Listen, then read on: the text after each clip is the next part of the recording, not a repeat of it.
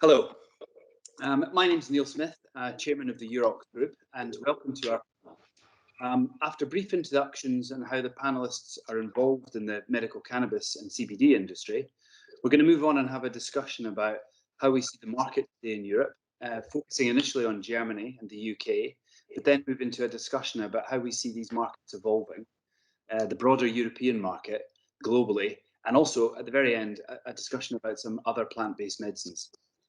So firstly, introductions. As I mentioned, I'm chairman of the Urox Group, and my panelists will expand on this in their introductions. I've been involved in the cannabis industry since 2019, working to build a seed-to-sale European business. Prior to that, I spent 25 years in the city, working as a senior banker in a number of large banks, with more than 20 years at Deutsche Bank, where I ran significant parts of the back office as chief operating officer for risk, finance, technology, operations, real estate, and purchasing. So now moving on to my panelists, I'm very pleased today to be joined by the co-chief executives of the Urox Group, Bernard Babel and David Reckveg-Lecomte, and also Dr. Anthony Ordman, who's the honorary medical director of the Integral Medical Clinics in the UK. So firstly, I'd like to hand over to the panelists to let them introduce themselves. So Bernard. Perfect, Neil, thanks a lot. So my background is I worked 10 years in a global consultancy. I was advising pharmaceutical companies around the globe in different regulatory aspects. I was afterwards the chief executive officer of a company, and I was watching on the side this trend towards plant-based medicines. I also have some kind of family experiences in this, and 3 years ago then, jointly with Neil and David, I founded Urox. Great, thank you. David? My name is David Reckveg-Lecomte. I started in the family business here at Dr. Reykjavik in 2013. Before that, I was 10 years around the globe in a bigger multinational company. We are a family-owned, 100% family-owned business since next year, 75 years. We took over as third generation from the parents in 2018. So I've been CEO of Dr. Reykjavik since then. And we've been involved with cannabis and the planning. Well, we'll go a little bit later into the topic since 2015 concerning the whole setup, strategy and building. Great, thank you. Anthony. Hello. Well, I'm Dr. Anthony Ordman. I'm Honorary Clinical Director at Integral Medical Clinics, which primarily uses cannabis medicines so far to treat long-term pain and psychiatric conditions. My background is as a consultant in pain medicine in London, and I spent 20 years or more creating and building a big NHS pain clinic in one of the large teaching hospitals in London. And I was also in private pain practice, and I was president of the pain section of the Royal Society of Medicine, involved in teaching programs in pain medicine. One of the difficulties we had with conventional medicines is that we just did not have the right medications for many long-term pain conditions. We couldn't help. We had to rely on physiotherapy and psychology. But at Integro, using cannabis medicines, we've had something of a revelation that conditions such as fibromyalgia, Ehlers-Danlos loss, and chronic nerve pain have responded much better and with far fewer side effects to cannabis medicines than they have with licensed conventional medicines. And that's been very exciting. Okay, thanks. And just to make everyone aware that Integro is part of our broader Urox group. We think it's very important that we, in terms of producing the medicine, also have input and advice from a clinician who's actually at the front end prescribing it. And the blend of bringing those two together, we believe, is going to allow us in Urox to produce hopefully one of the best products. So with that introduction, let's turn to Urox and Bernard. Could you describe for us, your ambitions for the company and which parts of the markets that you propose to, to work in? Sure, very happy to do so. So as I mentioned before, I'm a big fan, and I have always been a big fan of plant-based medicines.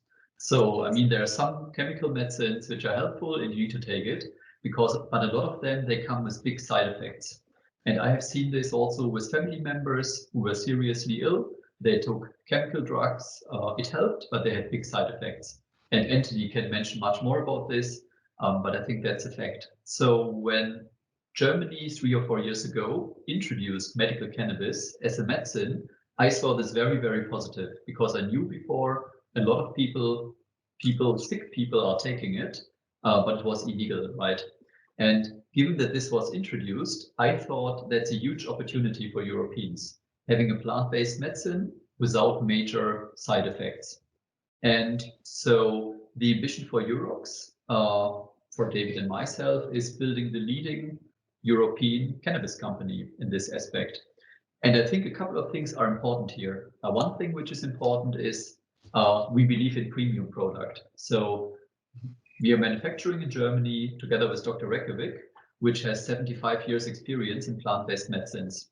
So our belief is the manufacturing must be in highest quality with someone who's very, very experienced in doing this. So that's one fact. I think the second fact is if we do something plant-based, it should really be plant-based. So we're not a fan of huge pesticides and all these kind of things, radiation, whatever you can call it. We say if it's plant-based, it really needs to be plant-based. So our products will be organic. There might be a bit of time needed to do this, but our vision is organically grown, produced in an organic or even higher way without chemical additions. So having something which is fully plant-based. And the last aspect here, which is also very important for us, is we want to control the full value chain. Cannabis is something which is very sensitive.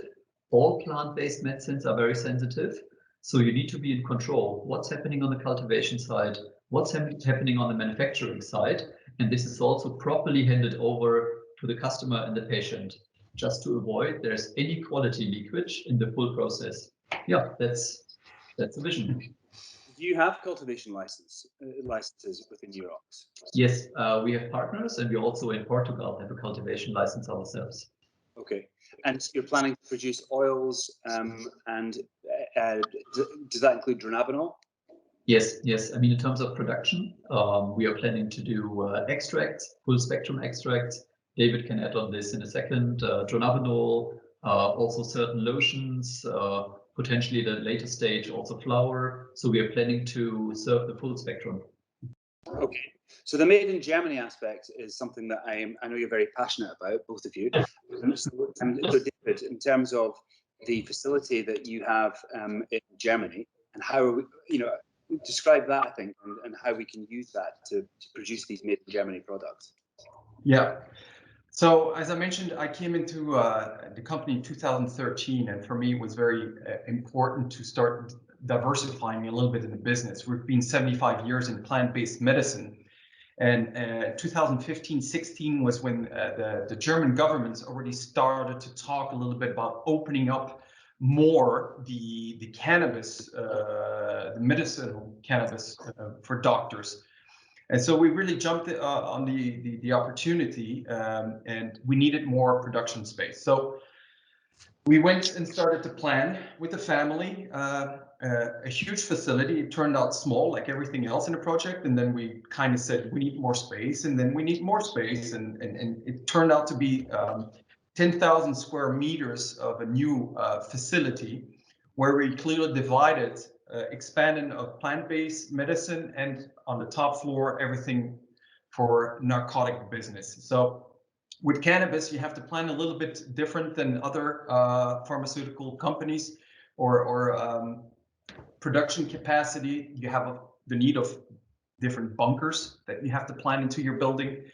There's a whole new system of air system for the smell. So we looked at all of this from the beginning. We planned for 2 years in 2017 and 18, and then we went into 2 years of construction. So now we're fully licensed. I can say that as far as I know, we are the biggest manufacturing plant and not only in Germany, but in Europe, that is specifically designed to process up to 50 tons of cannabis here. So we did it very strategically as well. We have small extraction capacities. We have mid-size CO2 extraction capacities. We're planning for big-size ethanol extraction.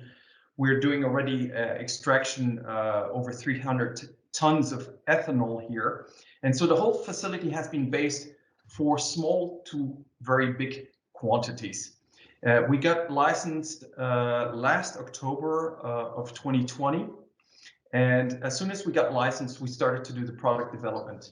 And so it's a very exciting time this year because we are really focusing on the research part, the developing part, and this whole facility is now almost up and running. So for us, it's all a very exciting time right now. And when you say licensed, do you mean GMP approved? Yes. Pharmaceutical company in Germany is GMP approved.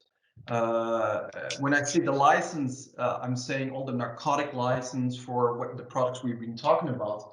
It is the extract, it's the dronabinol, it's the repackaging of the flowers, it's doing our own stability data in-house, it's the qualification evaluation of all the process, also the testing on site that we're doing with our own HPLC. So we're really focusing on doing everything here in Bensheim in the production plant, not only the production, but also the testing, the storage, the stability. It's a bit the philosophy of having all the knowledge in one production facility here. Okay. And when do you plan to start producing product market? We're planning with the first launches this summer. We're waiting for our stability data. That's all the checkpoints every 3 months. Everything is looking good. And if we are, if I get all the thumbs up from quality control, we're excited to launch the first products this summer. Okay, great, thanks. So what about the market, Bernard? In terms of the market in Germany is always seen as being the largest one. How do you see it, and how do you see it over the coming 12 to 18 months and even longer? I think it's an interesting market because if you look at it, it was the first one in Europe which was introducing cannabis on the medical side, and it's also the one which is most developed probably. What is interesting, if you look at it, there's still a lot of flower, and if you compare this with international markets, medical markets, I think there are a couple of trends which will happen. I mean, on the one side, it will continue, right? Because social acceptance in Germany is increasing steadily. I mean, 3 years ago, when you were talking about medical cannabis, people were laughing. Now that's really accepted, and people are talking about the different effects. Universities are doing researches about it. So one thing is it's getting more and more accepted, and more patients, very fortunately, get access to it. I think that's one trend. I think the second one is there will be more products coming. So not everyone in the future will, for all conditions, use flower. And Anthony can maybe elaborate a bit later on this. But there will be more and more extracts coming and more bespoke products as well. Currently, due to lack of product, a lot of people are just served with one product, and this can't be the future. So we very much believe more extracts, more bespoke products for different indications, and further growing market with more education of doctors and pharmacists. So you see a continued expansion in the market in Germany? Definitely, definitely. And what about across the rest of Europe? And David, have you got any views on, Germany is clearly the leader at the moment. Do you see that being followed by the rest of Europe? Definitely. For us, it was an opportunity that Germany was first, but you will see that, and you read it all over the place. France is considering it. Many other Southern European countries are talking about it. Actually, Italy is already selling flower. They're talking about the extracts and the oils as well. It's just a matter of time until they have the regulations set. And since we have the network already set up with our distributors from Dr. Reykjavik, and we're in plant-based medicine, for us it's a logical step to already look at different markets. We're already talking to all our distributors to have that set up and the first licensing already in the pipeline.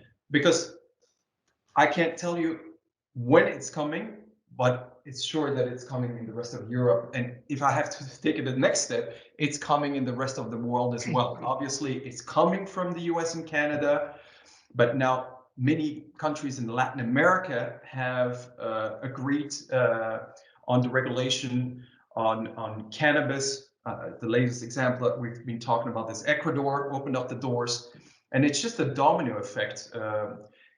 Ayurveda has been in India is a huge medicine as well, and cannabis has been a role there for over 5,000 years. And our distributors are all very keen on taking on these new products as well. So you asked for Europe. Yes, Europe is next in line, but it's popping up all over the place. Okay, great. Thanks a lot. Turning now to you, Anthony. And I suppose what would be very interesting is to start with, you've been with the clinic for a year now and are prescribing to patients. How do you find the cannabis medicines work compared to the more traditional medicines that you spent most of your career actually prescribing? Well, I think thinking about the pharmacology of the way that the drugs work, we've been in this country, I'm sure all around the world, going to lectures saying that the great new breakthrough is understanding the natural endocannabinoid system that exists in almost any living animal. And a great part of this endocannabinoid system is found in the spinal cord, which is where a great deal of pain processing is carried out. It's not just the brain that measures and makes pain a conscious experience. It's the spinal cord that does a lot of the gatekeeping and decision-making process. But every year when we went to such a lecture, we were disappointed. There were no drugs being produced by Big Pharma to exploit this new understanding. And that was the story for 30 years. And indeed, Big Pharma has still not really paid it much attention. And another time we could discuss the reasons for that. But the problem with many conventional medicines, such as the opioids or the gabapentinoids and similar medicines, is that while they have a limited effect in the spinal cord, they have such a great effect in the brain that very often the side effect profile, the sedation and the poor memory and the dependency, and the negative effects outweigh any beneficial effects for long-term pain. They just don't work enough in the spinal cord. But it seems to me that the balance in using cannabis as a medicine is much more in the favor of treating chronic pain. It really does work at the spinal level and affects the gatekeeping process about pain messages getting up towards consciousness. So at last we have chemical substances that work in the right place for long-term pain. And for example, there are very few cannabis receptors in the respiratory center, so that while opioids can never be used enough because they stop you breathing, the cannabinoids are much, much safer in that way. We aim with our patients almost never to cause sedation, never to affect their memory, and by the way, never to cause dependency. And you can't say that with opioids or gabapentinoids. So pharmacologically, they're very different from what we have so far, and that's a very, very great strength. The second thing to say is that our biggest patient group so far, and we can talk about patient groups a little later, are people who have already in despair gone to buying cannabis as the plant to treat their long-term pain. And they come to us because they already know that cannabis treats long-term pain, but they want something that's more reliable in terms of quality and content. And they also want something that's legal and not going to get them into trouble. So they come to us as very knowledgeable users about the benefits of cannabis medicine for long-term pain or for long-term conditions such as anxiety and depression or attention deficit disorder and things like that. And by using specialist prescribers such as myself or my colleagues in psychiatry, we are helping patients with their pain or their mood disorders that simply have not been helped by conventional medicines, or have been helped but at great cost from side effects and so on. So this is very exciting. So you're seeing real benefits when prescribing this medicine to your patients? Yes, I mean, for 20 plus years, I've been having to say to people with fibromyalgia, which is a common and very disabling, painful condition, I'm sorry, I can't help you. Perhaps the physios and the psychologists can, but the physios and psychologists, they're amazing people, but they can't stop the pain. But within 3 months of prescribing cannabis medicines for fibromyalgia, people get much better with 3 weeks. The pain just diminishes to almost nothing. And we had one patient who is herself a healthcare worker in the NHS, and she said in her first follow-up appointment, my colleagues want to know why I'm walking normally for the first time. And that was a really wonderful thing to hear. Not only had we reduced pain, we'd improved the functioning of her body so that other people could notice. And things like Ehlers-Danlos syndrome, where there's a great deal of excitation in the spinal cord processing centers, which we couldn't help with conventional medicines, are really responding very quickly. Another aspect of the pharmacology of cannabis medicines is that they seem to be anti-inflammatory. And in the last 5 or 7 years, we've realized that chronic inflammation in the supportive cells of the neurons, the neuroglial supportive cells, undergo a process of inflammation which drives chronic pain. And I do believe that the cannabis medicines are useful in these conditions because they reduce the inflammation of the processing centers of the spinal cord and possibly the brain. We're also beginning to think in conventional medicine that inflammation of the brain may be behind a lot of conventional psychiatric conditions such as schizophrenia and so on. And so it may be not only the calming effects of cannabis medicines on bringing normality to the spinal and brain activity, but the anti-inflammatory effect is very important as well. And this is true of other conditions. Okay, so just in terms of, I suppose, thinking about the market in the UK, so it was legalized in 2018. What are you seeing in terms of size of market? Is that at the level that people were expecting or not? I think it's been surprisingly quiet in the UK. And I think there are various reasons for this, and it's important for us to consider them. It's been quite good for us at Integro to have a quiet period first. It means we can set ourselves up, get things really working, especially from the patient-facing point of view. But now we need to get busy. And I think looking at why things are so quiet in the UK, there are various factors. One is that the public knows little about proper cannabis medication. They're fixated on CBD, and CBD can be useful if you're getting good quality product, and it isn't always good quality, but I think that CBD can only take you so far. And indeed, there's a lack of awareness of cannabis-based medicines altogether in the public eye. One of the reasons for this is that the public, and indeed the private health insurers, only look at what's available in the national health system. And for reasons I can discuss in a minute, the NHS is doing very, very little cannabis medicine prescribing. Why is this in the NHS? It's important to consider this. First of all, NICE, which is the committee that is essentially the therapeutic gatekeeper for the NHS, really relies on grade A randomized controlled studies, big studies, very expensive studies, as their evidence. And since Big Pharma hasn't really been very interested in CBMs, there's been no funding.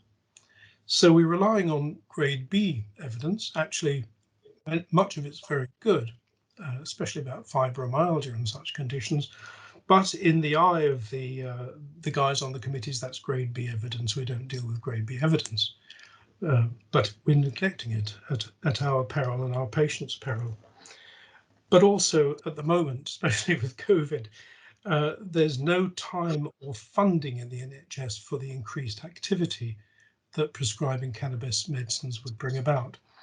There would be secondary savings later on in reducing chronic conditions and reducing drug costs, but the budgeting doesn't seem to work in that way. The here and now is what is considered in financial terms. Doctors, by their very nature, particularly in this country, are quite conservative. They don't want to be the first to do anything. And I suppose in some people's minds, cannabis medicines are still influential in their minds by the hippie era and recreational use, and people are a little bit worried about that as well. Finally, in the UK, most people in the UK population are not used to paying for medicines or for medical consultations. So this would seem a bit of a luxury idea to many in the population, and we're trying to change that. At Integro, we're working very, very hard in changing public awareness and public impressions about cannabis medicines. We have an excellent head of PR, and together with her, we're working very hard to speak with patient groups, sufferers from fibromyalgia, from back pain, from arthritis and so on, joining in their own educational programs in partnership to educate patients and also doctors in what we're really offering, how different it is from street cannabis and how different it is from CBD. We're offering THC in carefully measured amounts, and by the way, we're very interested in terpenes and other substances which really need to be there in cannabis medicine. So we're raising awareness in the ways that I've described, and I think I agree with David that we're on the verge of opening up awareness and therefore the market. And I think we're all almost on our starting blocks now, waiting for this surge to occur. And I think it's not very far away. I think it's within a year or 18 months if we do our job properly. So one question that I know people are interested in, it was reported in the press widely, has COVID interrupted the supply chain into the UK, or did it work as before? Yeah, well, thanks for asking about COVID. I think there are two things I'd like to say about COVID. To answer your question, we're very, very fortunate at Integro that our pharmacy partner is IPS Pharma, who have a great deal of experience over the years in supplying the cannabis medicine market with proper pharmaceutical grade substances. And they've been great partners. The great strength is that they're way ahead of many other suppliers in having special arrangements with the Home Office, with the UK Home Office, being able to import in bulk rather than on a named patient basis. And therefore, they almost never run out of anything we want to prescribe. First of all, they have a wide range of products available, but they also have very secure supplies, and we've almost never been troubled, as other suppliers, other clinics have, by running out of things or having patients go for a month or two without supplies. We've been very fortunate. But Neil, you've reminded me about COVID and long COVID, if I may just go on and talk about that for a moment. We're all very aware of long COVID, that up to 10% of people, often previously very healthy and fit people, who've had coronavirus in the last year or so, just haven't managed to shed it, just haven't managed to get rid of coronavirus, and they've been chronically unwell ever since having the disease, maybe up to a year ago. And this is very worrying for the future. Although we're all very aware of it as a phenomenon, we don't really understand it at all. And reviewing the literature yesterday, the main papers really just describe the condition and offer one or two ideas about what it could all be about, but nothing more than that. I think if we drill down, we're looking at, in some patients, at chronic viral infection in certain tissues, and also chronic inflammation within the body as a whole. And people suffer from low energy, low appetite and nutritional intake and so on. So this, in a way, is a familiar pattern to us in the cannabis medicine area of activity.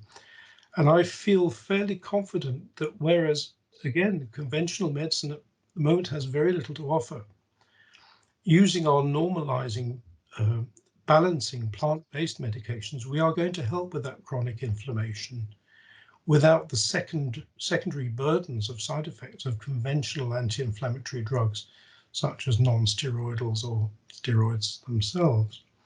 So I'm very keen to be using cannabis medicines carefully and judiciously, and in partnership with conventional specialists for long-term COVID patients. And Neil and I have already been discussing setting up such a clinic with another clinical partner, and it might happen. And I think we're going to do a lot of good if that does happen. Okay, thanks, Anthony. So I think that's been a really interesting explanation as to how the medicines that Bernard, you and David are producing actually can, help to make lives better. Just how, so with your medicines that you're producing in Germany, how, are they branded? Are you partnering with somebody? How are they going to be sold into the market? I mean, so as we mentioned before, our aim is to control the full value chain, right? That's very important for us.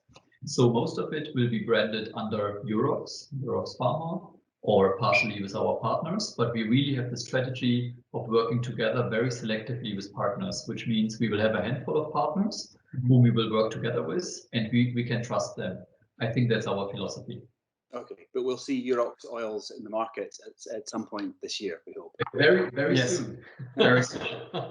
Just picking up, I know you mentioned it just very briefly, David, but your vision is to also leverage, you already, with your current homeopathic business, sell a lot of that to India, and your vision is that you want to use the distribution networks that you already have in place in Asia and in Latin America to distribute the cannabis products. Is that the case? Yeah, that's the case. That's absolutely the case. All the distributors that are been selling our products are very keen to sell in their market our products. So from the first discussions, it is just an extension from what we've been doing. Cannabis is now regulated. The doors are opening up slowly, and we will get on board at every market as soon as the doors are opening, because the logistics is there. We have experience with selling to the pharmacy, to talking to the doctors, if it's in India, if it's in Bangladesh, Pakistan, wherever, Latin America, we're all covered.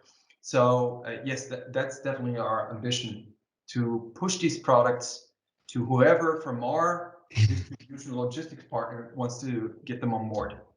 Okay, so I suppose we should probably have reach a conclusion now. I think what we hopefully have demonstrated is that you guys have a very strong vision of producing a made in Germany high quality product, which is in a market that we believe in, and a market that we see significant growth. And with Anthony's input, we've seen that it can really produce a product that's plant-based that can help to change people's lives significantly, which fundamentally means that we're all getting involved in an ethical business, which will add some value to the planet. So I'd just like to say thank you very much to our panelists, and good luck with all your plans for the rest of this year, and we'll talk again. And yeah, there are also more plans to come. Bye-bye. No, that's okay, thanks guys. Thanks. Bye. Bye-bye.